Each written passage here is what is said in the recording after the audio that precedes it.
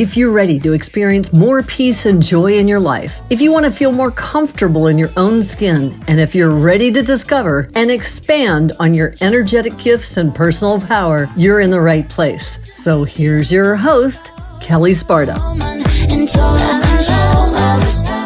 Hello and welcome to Spirit Guides Thursday Thoughts. This is the place where you will get to hear snippets of conversations I've had with people over the years and get a variety of thoughts for you to consider for today. Enjoy! Hey there, Kelle Sparta again.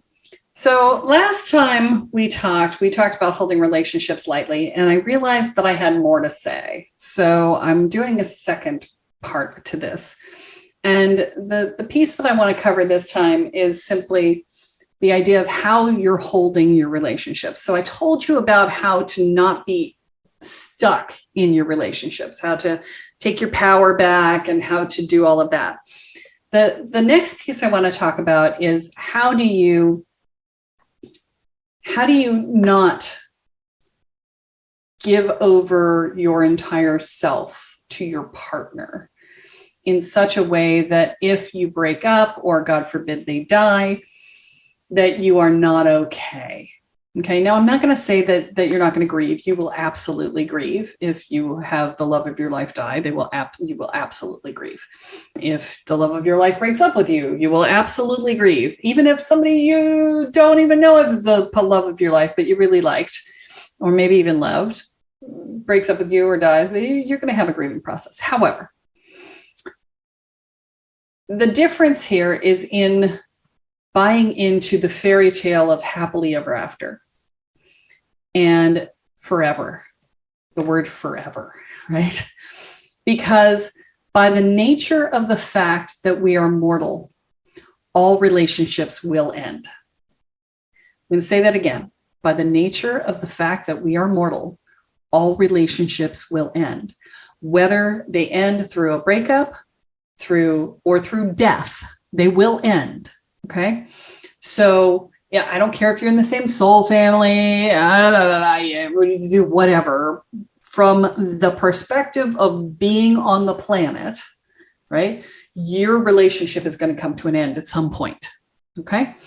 And so it is super helpful to not get stuck in this needy, dependent place if you keep that in mind, if you practice the idea that this person may not be here one day.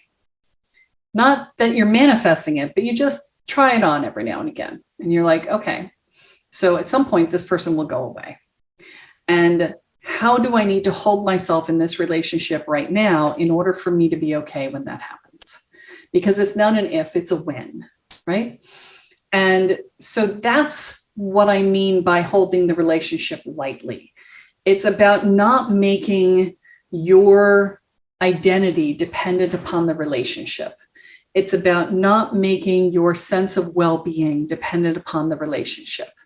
It's about finding an identity of your own that is yours, regardless of whether you're in the relationship or not. It is about finding a way to feel loved and cared for, whether you're in a relationship or not. It's about finding a way to love yourself so that you don't have to have someone else telling you that you're worthy of love in order for you to feel lovable. These are all ways in which you learn to stand on your own while in partnership with another. Okay. It also makes you easier to partner with, because if you've never seen the Kelle Silverstein video of the missing piece, I highly encourage you to go out and find it. I will put a link in the description and in the show notes so that you can go find that. There is a video online with it, but it talks about the missing piece and trying to find a piece that is exactly the right piece for your empty missing spot. Right. And the fact that it's so hard to find somebody who fits exactly right, and the fact that if you instead fill your own missing spot and you heal yourself and you become whole, then you can find another whole person to roll along in life with, and life is easier, and the relationship is easier, and you're choosing to be together in partnership rather than dependent upon each other for, you complete me, right? And so when you can be whole unto yourself, you're not dependent upon the other person.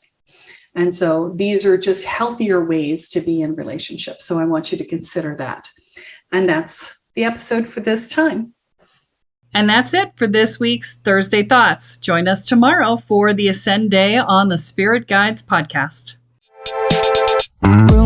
So that's it for today's episode of Spirit Guides Podcast. Head on over to iTunes, Apple Podcasts, or wherever you listen and subscribe to the show. Every week, one lucky listener who subscribes and posts a review on iTunes will be entered into a drawing for a $10,000 value grand prize and a private reading with Kelle Sparta herself. Be sure to head on over to spiritguidespodcast.com and pick up a free copy of Kelle's gift and join us on the next episode.